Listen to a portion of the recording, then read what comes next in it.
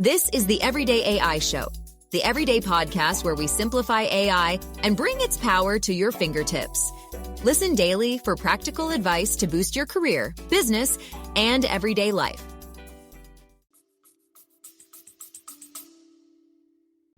Buying AI tools is the easy part. Getting your employees to actually use them for anything meaningful, that's where most companies fall apart. Section's own research shows over 90% of employees only use AI for basic tasks. That's not ROI. Section coaches every employee on real, role-specific use cases, tracks who's driving AI impact, and gives you the data to prove it's working. For more, check out Section at sectionai.com. What does OpenAI have up its sleeve? Apparently, something big after the company said they'd slow hiring in January, yet here we are, and now they're reportedly looking to double their headcount by the end of this year. Doubling headcounts wasn't the biggest number of the week. That was probably NVIDIA CEO Jensen Huang talking about the more than $1 trillion in real inference demand by 2027. Oh, and while no one was looking, the White House is trying to rewrite the rules of how AI is governed in the US. And oh, did you miss this one? Microsoft might sue OpenAI and Amazon, while it has also put a new person in charge of running Copilot. My gosh. And the craziest thing, those might not even be the biggest pieces of AI news this week that'll actually impact you, as new reports say that OpenAI is completely changing the ChatGPT app this year, and they're going super. Yeah. If you need to make decisions that impact how your company uses AI, you have to pay attention to all of these AI news stories and developments, but it's pretty much impossible. You'd have to dedicate multiple hours a day to do it, or you can just join me on Mondays as we bring you the everyday AI news that matters on Everyday AI. Well, let's get into it. Welcome and what's going on? If you're new here, my name's Jordan and this is Everyday AI. This is your daily live stream, podcast, and free daily newsletter helping everyday business leaders like you and me not just keep up with AI, but how we can make sense of all the nonstop developments, know what matters, what doesn't, and use that information to get ahead, grow our companies and careers. So make sure, if you haven't already, go to our website at youreverydayai.com. We're going to be recapping today's show and a whole lot more. So if you are new here, most Mondays, we bring you the AI news that matters. On Wednesdays, we do a deep dive, usually going hands-on on usually the biggest, kind of AI update of the week. And then on Fridays, we're trying out a new series called Friday Features, just going over a handful or so of more practical large language model updates that you can use right away. And then on Tuesdays and Thursdays, we'll splice in some other shows. So without any further chit-chat, here's the AI news that matters for this week. Well, the first one is pretty big. That's because this happened on Friday afternoon. And sometimes as a former journalist, I know it's those news stories that sneak in on Friday, usually, doing that for a reason so they don't get a lot of news coverage. Not sure if that's what's happening here, but regardless, it's pretty big. That's because the White House on Friday released a 6-point legislative framework seeking a single national policy for AI, aiming to set uniform safety, security, and economic guardrails, and to stop states from passing their own conflicting AI laws. That's the big one here. So the Trump administration proposed a federal single standard for AI regulation and is asking Congress to preempt state AI laws that would create a patchwork of rules, arguing this will avoid undue burdens of industry and preserve U.S. competitiveness in AI. So the framework covers those 6 broad categories, including child safety protections, standardizing permitting and energy rules for AI data centers, and protections for creators' intellectual property, and limits on using AI to silence lawful political expression. So the White House said it wants Congress to turn the framework into laws this year and aims for bipartisanship support, with the Office of Science and Technology Policy Director saying the plan will unleash American ingenuity. So the timing is obviously politically sensitive. Congress is deeply divided, and Republicans are holding right now narrow majorities, and lawmakers are currently occupied with other high-profile bids and the election year calendar. That's right around the corner. So the administration's push, though, directly responds to recent state level efforts. We've seen some different state laws in New York, California, and others that have been advancing their own AI rules, which the White House and industries say could fragment the market and slow innovation. So this will be pretty pretty interesting to see how this ultimately unwinds.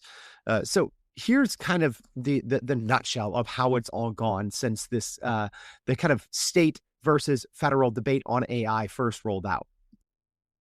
So essentially, this past December, the Trump administration passed, or not passed, but they came out with their executive order on national AI policy, which kind of was trying to preempt state laws from contradicting anything on the federal side. So the Trump administration said, well, we just want to kind of make the rules on AI, not let states make their own, which is not normally how things would work. And then obviously, since that time, different states have both introduced and passed and will soon enact new state laws and regulations on AI. So those two things obviously contradict each other, and the state laws will continue on until they are shot down by, or if they are shot down by a federal judge. So we will see. But I think the biggest takeaway here, and this is kind of the sticking point, I think it will be one of the sticking points because it's going to be one of the things that's going to be the most divisive. In the new framework, the White House essentially says that training AI models on copyrighted material does not violate copyright laws. So that's obviously something the big tech companies are going to be very much so in favor of.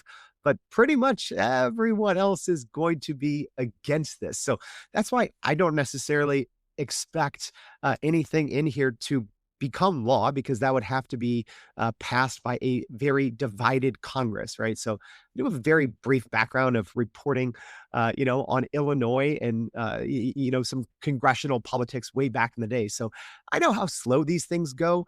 So I do think that this is probably a step in the right direction, turning an executive order, which essentially has no teeth, into a framework, that starts to get it there, but it ultimately does have to get passed by a very divided Congress. I don't necessarily see that happening, at least not in its current state, and probably because of what I take it as the biggest takeaway is essentially the White House saying, yeah, these big tech companies can train on copyrighted data, which I don't think is going to fly over well with a lot of these big media companies that, well, they are the ones that are controlling a lot of the advertising dollars. So it's going to be two different big sectors at play here, but we'll obviously be following any new updates on this. So next, OpenAI is reportedly going super. Well, what does that mean? They're going to try to throw all their apps together into one super app. So according to some recent reports, OpenAI is reportedly building a unified desktop app that merges its ChatGPT chatbot, its Codex coding tool, and the Atlas browser into one product, a move aimed at simplifying development and improving user experience.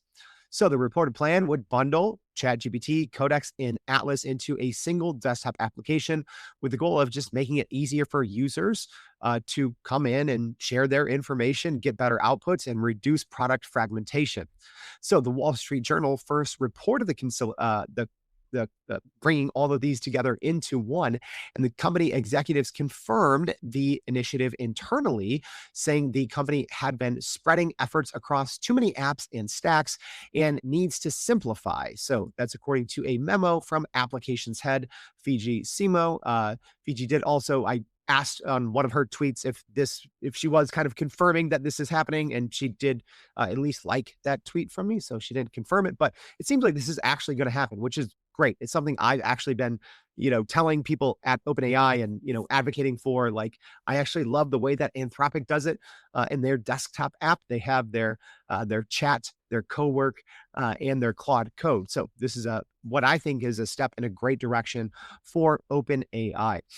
So OpenAI also amidst all this, they did recently introduce smaller, faster variants of their GPT-5.4 model, the Mini and Nano, and these coding-focused versions reinforce the firm's push to better serve developers and enterprise users. So analysts so far are talking about this combined super app, and they're saying it will allow stronger personalization, which I think is why ultimately OpenAI is going to want this to happen. And the system could learn a user's coding style from Codex and research interests from Atlas, then deliver more tailored ChatGPT suggestions. But I think what this ultimately is going to be a big play for, and we'll see how they, if this does come to fruition, what's going to be telling is the tiers that they allow this for. So my assumption is this will be available for free, this new, desktop super app, and most of the features will be available. My thought is, well, it's really just marrying and maybe popularizing a little bit more the Atlas browser, which is a really good browser from OpenAI. But I think after its initial launch, it's one of those things. I think it's so hard to continue.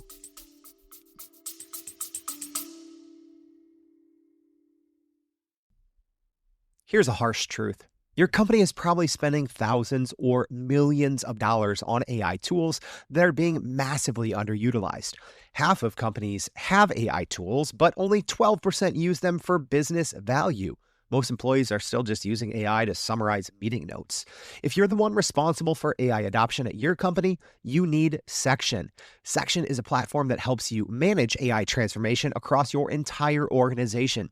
It coaches employees on real use cases, tracks who's using AI for business impact, and shows you exactly where AI is and isn't creating value. The result? You go from rolling out tools to driving measurable AI value. Your employees move from meeting summaries to solving actual business problems. And you can prove the ROI. Stop guessing if your AI investment is working. Check out Section at sectionai.com. That's SECTION AI.com. Momentum for different projects after they get released. So, like I said, I think Atlas was a very powerful agentic AI browser, and they've actually been getting a lot of good updates in there as well.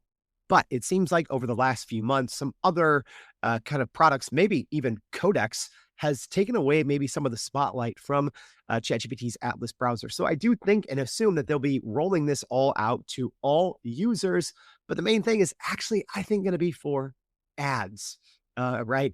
I do think that by putting all of this into one app, right? So bringing your Codex, ChatGPT, and browser information, history, and data all under one roof and giving that to free users who are now being served ads, I think that is ultimately going to create a jackpot for OpenAI. That's just my take on it. So we'll see if that is ultimately where this leads. All right. Our next piece of AI news. Well, Microsoft and OpenAI's relationship may not be as nice as we think. So, according to the Financial Times, Microsoft is considering legal action against OpenAI and Amazon over agreements tied to the roughly $50 billion deal that could conflict with Microsoft's exclusive previous cloud arrangement with OpenAI. So, according to reports, Microsoft believes the new agreements between the companies, including a pact making AWS the exclusive third-party cloud provider for OpenAI's Frontier Enterprise platform, may breach its exclusivity deal with OpenAI that centers on Microsoft's version Azure. So, the possible legal move follows public statements by OpenAI and Microsoft that Azure remains the exclusive cloud provider of stateless OpenAI APIs, a Microsoft spokesperson said, stressing Microsoft's confidence that OpenAI understands its legal obligations.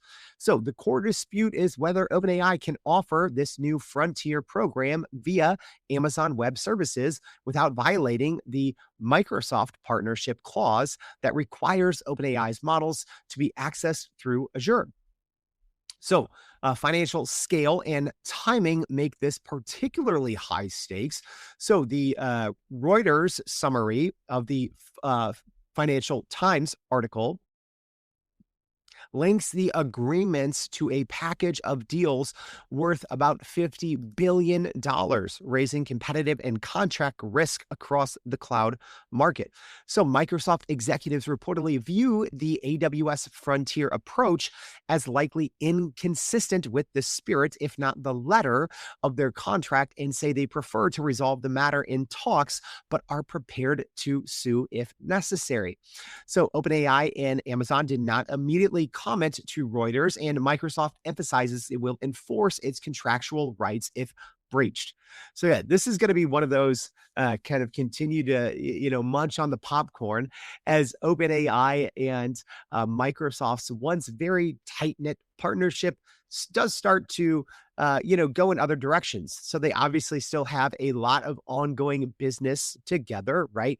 A good majority of Microsoft Copilot's models run OpenAI, right? And they did so pretty much exclusively until they started to debut some of the Anthropic Claude models into their Office products late in 2025. And now, obviously, Microsoft has come on as a pretty heavy investor to OpenAI's chief rival in Anthropic. And now OpenAI on the cloud side is starting to enter into a lot more cloud partnerships, right, with other big companies, including AWS, which is one of Microsoft's biggest competitors on the cloud side. So, yeah, we're going to see how this one shakes out. Obviously, any big news we'll have in our newsletter.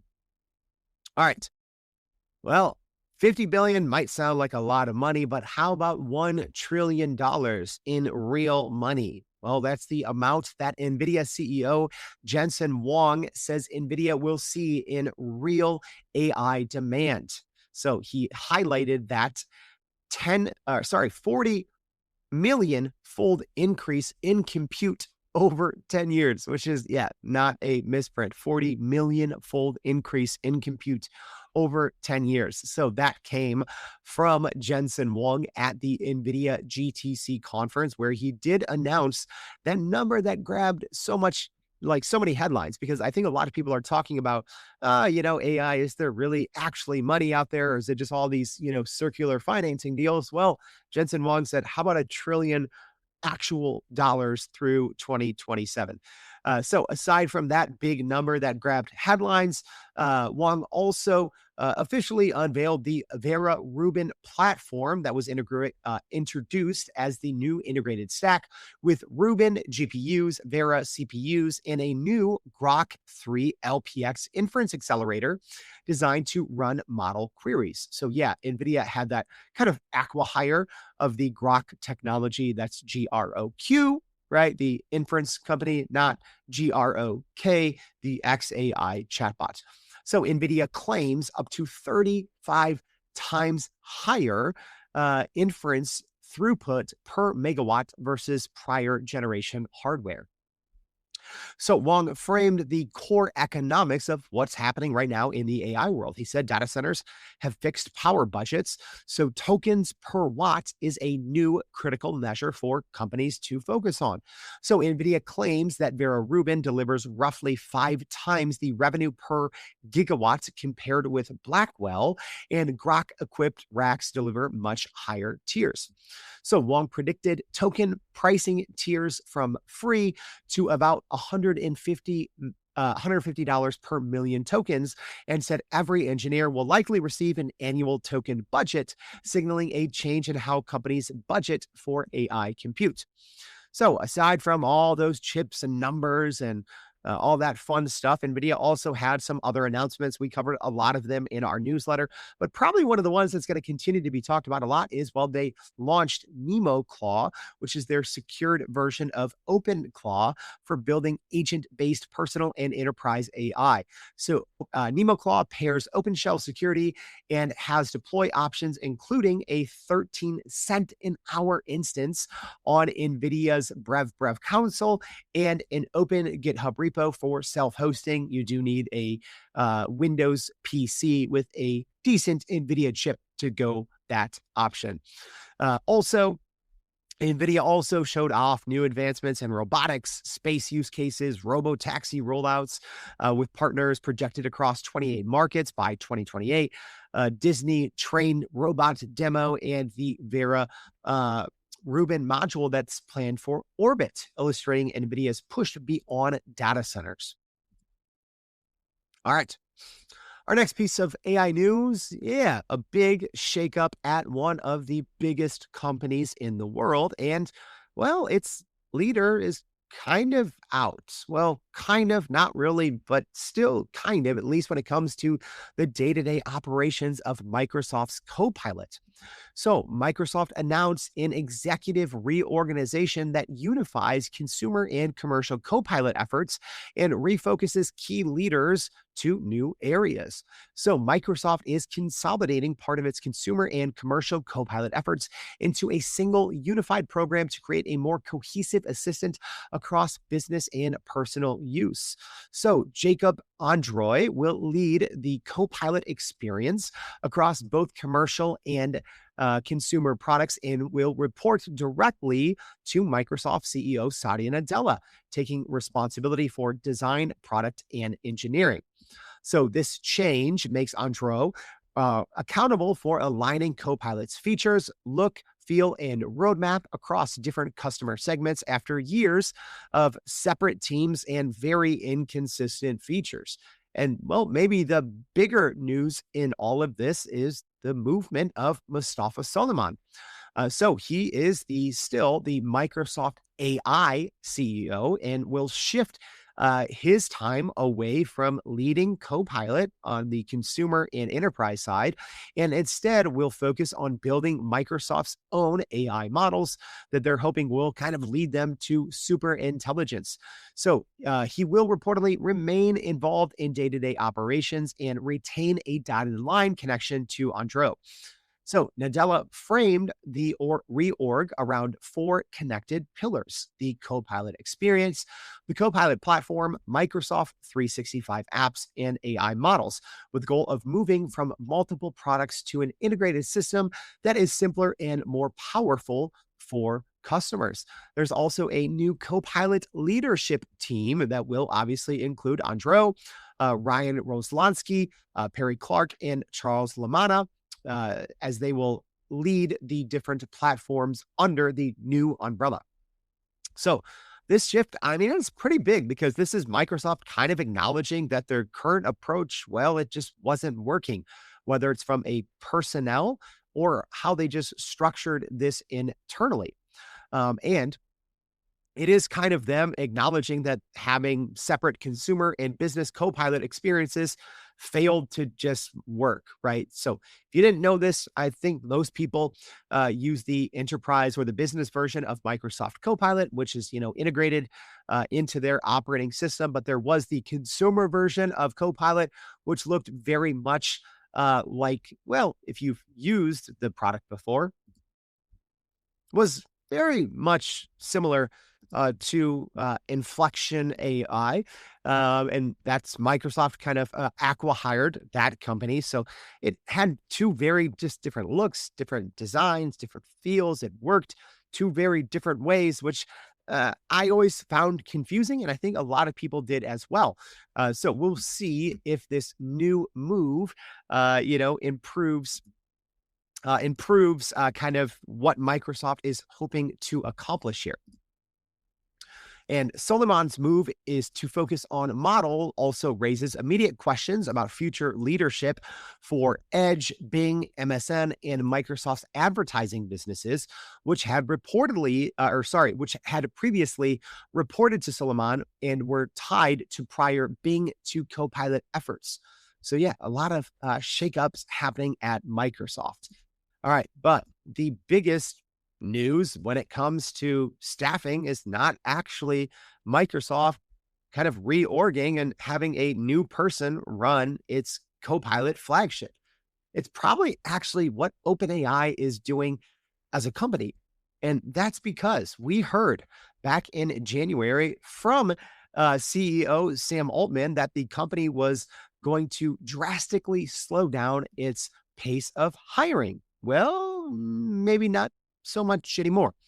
That's because a new report by the Financial Times said that OpenAI is planning to increase its workforce from about 4,500 employees today to roughly 8,000 employees by the end of the year. So, yeah, that's very not normal for a company of that size to double, over the course of what that would be like 8.5 months or something. No, like 7.5 months. Yeah, that would be absolutely wild.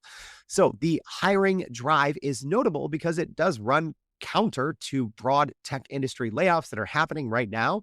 Right. We just saw a huge layoff at Meta. We've seen some big layoffs at Microsoft. So it looks like OpenAI might be going counter to what everyone else is doing. So, according to the reports, new hires would span across product development, engineering, research, and sales, with the company also recruiting what they're called technical ambassadorships, specialists, which would essentially help businesses implement OpenAI tools.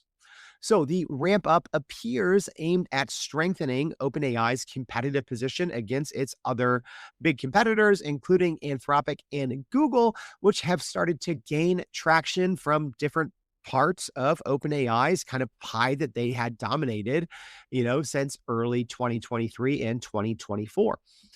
So OpenAI's recent deal as well with the Department of Defense and reported advanced talks with private equity firms such as Brookfield Asset Management underscore demand from both government and corporate buyers. And like we talked about earlier with the reported potential lawsuit between Microsoft, OpenAI, and Amazon, well, OpenAI also has the Frontier program. So OpenAI, not saying they're turning into a consulting company, but that does seem like it's going to be a big part of their position moving forward, because if they want to increase stickiness across the enterprise, right, they're already pretty much, at least right now, untouchable when it comes to weekly active users, right? They're nearing 1 billion weekly active users.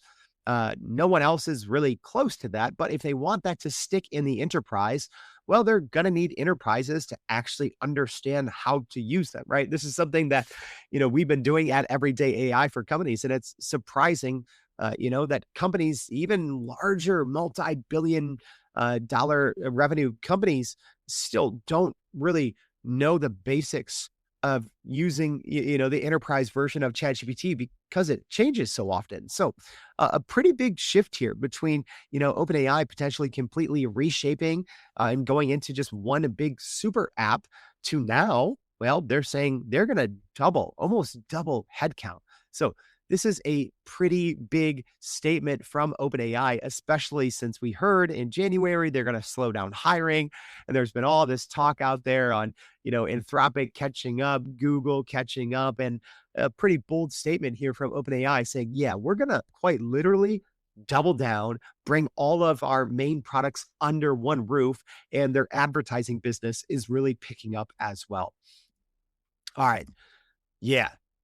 There's a lot more, but that's our main stories. Now we're going to roll into what's new and what's next.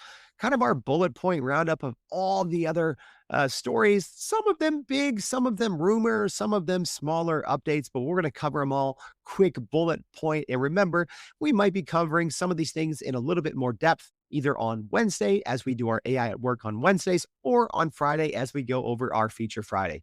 All right, here we go. So Elon Musk announced the company's TerraFab chip plant in Austin, Texas. Microsoft,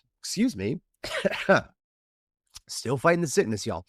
But hey, this is live. It's unedited, unscripted. So, Microsoft started rolling out its Copilot task features for those that were on the wait list.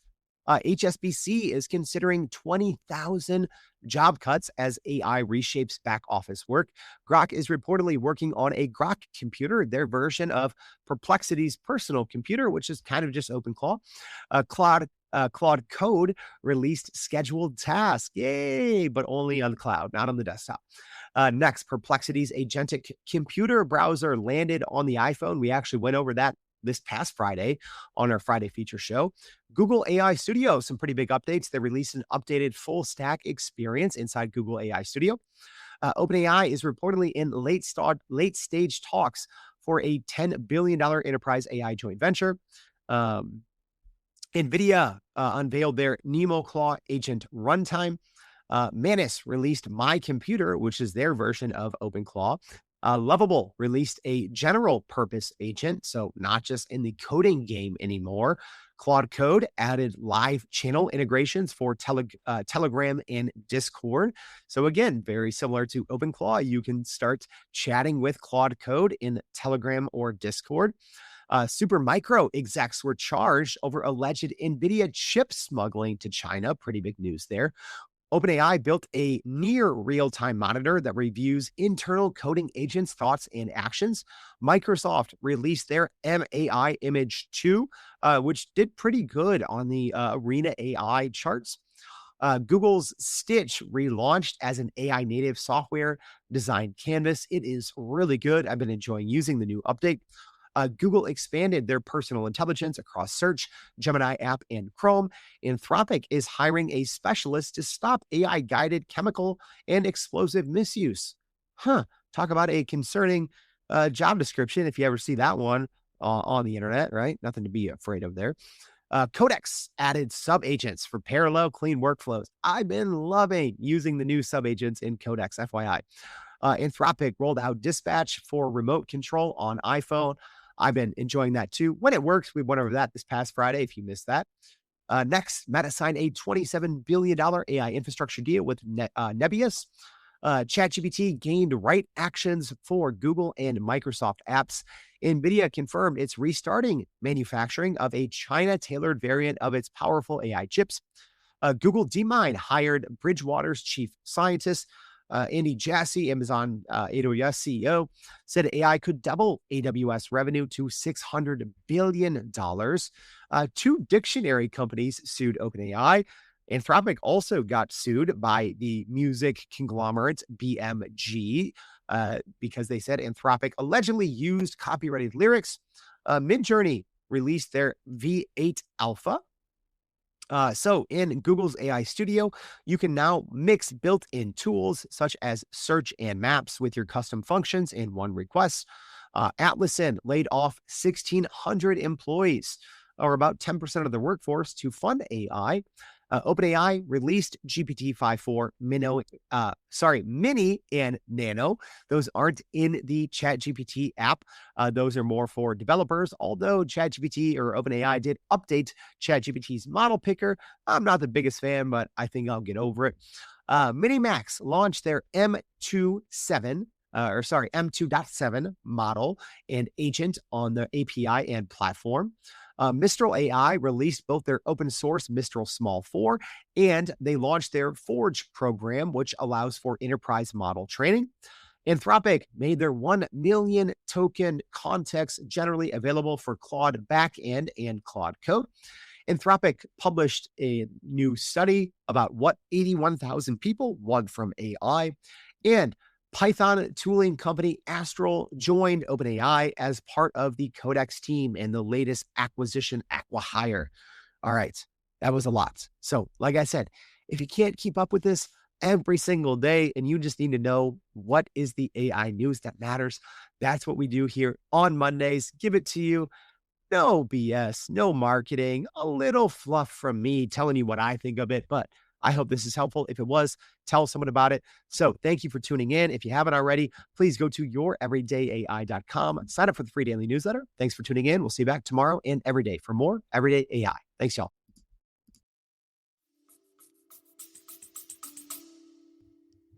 If you're leading AI at your company and your employees are barely scratching the surface of what AI can actually do, you need a better plan.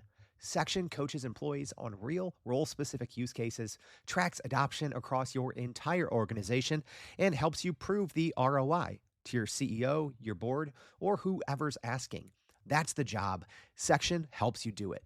Check out more on Section at sectionai.com.